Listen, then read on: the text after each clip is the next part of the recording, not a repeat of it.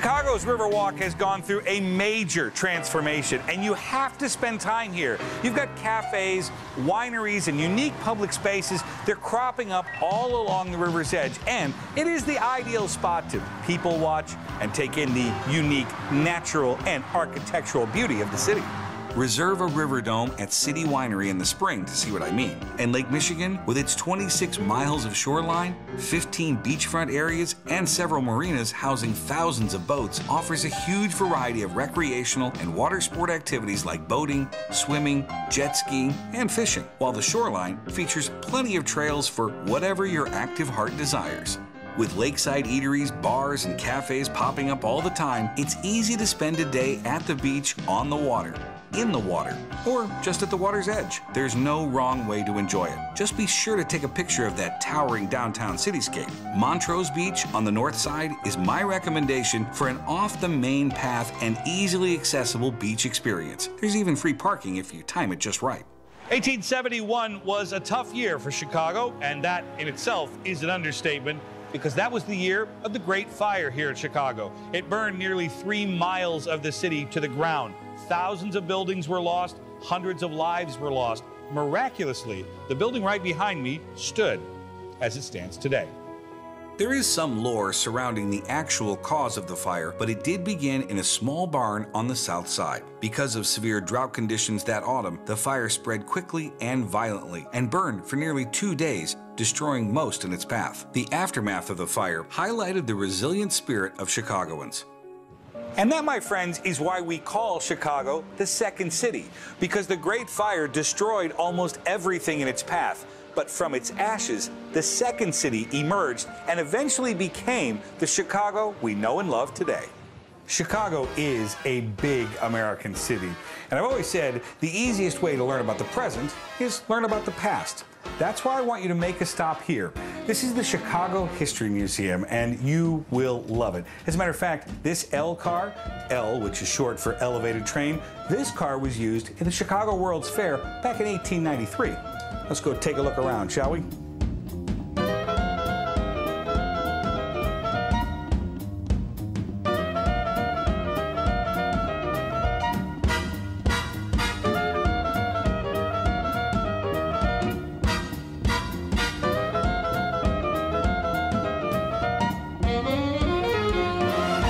They have Lincoln's bed here. That's amazing. How do you describe the architectural identity of Chicago to somebody who's never been here before? You know, Chicago, as I like to say it, we burned down at the right time. So we burned down in 1871, right as all this new technology was hitting the marketplace, the elevator, steel frame construction. So we were able to become the birth of the skyscraper. And so when you look around Chicago, we have this wonderful architectural innovation. We tell people all the time, look up, because of these fabulous buildings all around us. How do you take in this city, architecturally speaking?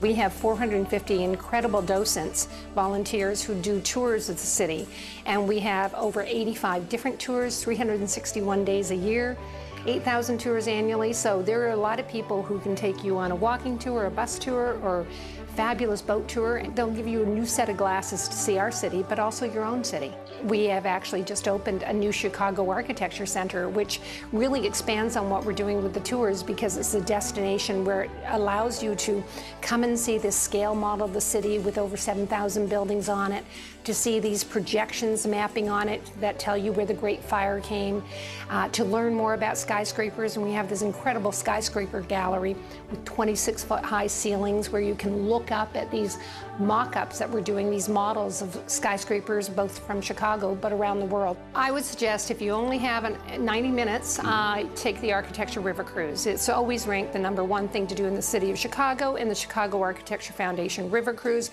is just a great way to see the city. And we're located right at the Michigan and Wacker, so as convenient as you can get, right off the Magnificent Mile, right where the Architecture Center is. And it's just fabulous. You cruise down the river, you look up, and you can see the great city. We're recognized around the world as the home of modern architecture. And so, you know, we talk about the early skyscrapers, but we are the home of the international style with Mies van der Rohe building buildings here. And then certainly our architects that are building here, but they're also building the world. So we are recognized anywhere, the American City of Architecture and the place for modernism. Why here? Could have been St. Louis, it could have been, you know, there's a lot of other places in this country and certainly around the world, but why here? We attracted, after the Great Fire, we attracted this great talent of architecture. And you know, once you get one architect building something exciting, he's training other architects, and so you really start this architectural style. And so we were the hub of innovation, and people wanted to come here to learn. They just happened to stay here and build. So this is very prestigious for an architect. You know, you say you're an architect in Chicago. That's really prestigious. Sometimes I do say that. I can't back it up, but you know, from time to time, you know, when I'm in a bar, it's another matter altogether. I think what I'm gonna do, based on this interview, I'm going to design and build a building and put it here in Chicago. That is scary. And then I'm going to put my name as large as I can get it on the side of the building. Somebody's already done that in the city. Oh, well, okay. Travel's not political, you know. It's good to meet you. Thank you very much for this. I did take Lynn's suggestion and enjoyed an architecture tour, but I also spent a little time in Chicago's green spaces. Cloudgate, or the Bean as it's known in the city, which is part of the greater Millennium Park Plaza, is the perfect photo op spot on the Magnificent Mile. Millennium Park is a glorious 24.5-acre park with an outdoor music venue, fountains, and plenty of fun for residents and visitors. The exquisite Art Institute of Chicago is right behind it, and Maggie Daley Park is right next door. Oh, and Grant Park is right down the block, too. Suffice it to say, Chicago has a lot of green spaces. In my opinion, if you want the best views, head to 360 Chicago. It's time to tilt. I'm not sure people really understand how spectacular the views are. And we're intelligent people, yet we come up here and you hear the gasps every day, don't you? Every day, every day. And the views, they never get old. They're different every day. Right. We really do have the best views in the city. So we're just a block off Michigan Avenue. We're looking down south at the Loop and downtown Chicago. You can't get this view anywhere else in the city. No, you guys spent a tremendous amount of money and time, energy, and effort to really perfect the experience. So tell me a little bit about that. Sure. So there's been an observation deck on this floor since the John Hancock Center opened in 1970. Yep. When it opened, it was the tallest mixed-use building in the world. And since 2012, we've put about $11 million into the experience. So everything that you see is brand new. We really went through and put a lot of thought into the guest experience and the type of information that they would be interested in learning about Chicago and its neighborhoods and its incredible history.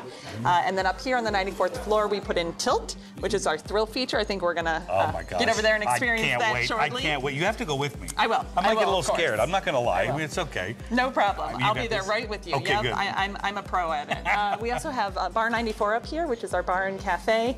And we have new technology on the floor that encourages our guests to learn about the city and the skyline and the different iconic buildings that you can see from up here. I think that's really interesting because, once again, it's one thing to come up and of course, take great pictures and great selfies. That's for the kids, the selfies, you know. That's one thing, and really to see what there is to see. But to learn about that and to take one step further, I really appreciate the fact that you guys took the time to say, you know, Chicago's about neighborhoods. Yeah. How do you do that? Sure. So, you know, our team is very local. So most of our team's born and raised in Chicago or in the very near suburbs.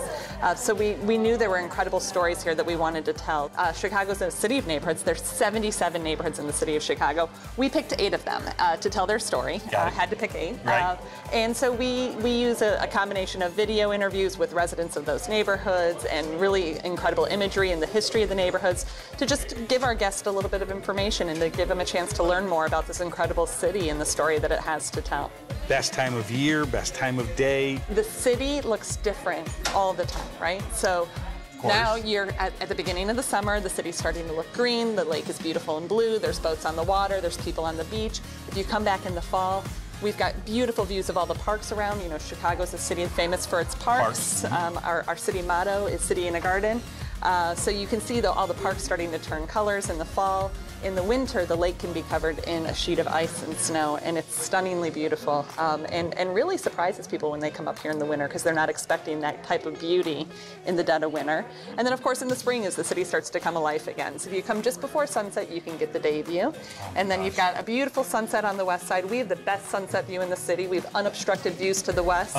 We put in some seating there so our guests can get a glass of champagne from the bar, sit down on our stadium seating, watch the sunset view to the west, and then you can watch the city lights start to come on, and the city twinkles a bit like a crown at night with all the lights around us. I knew you were a hopeless romantic. I knew that that was the case. It is terribly romantic. Thank you for this. Yes, of course. Tilt. It's time to tilt. Let's do it.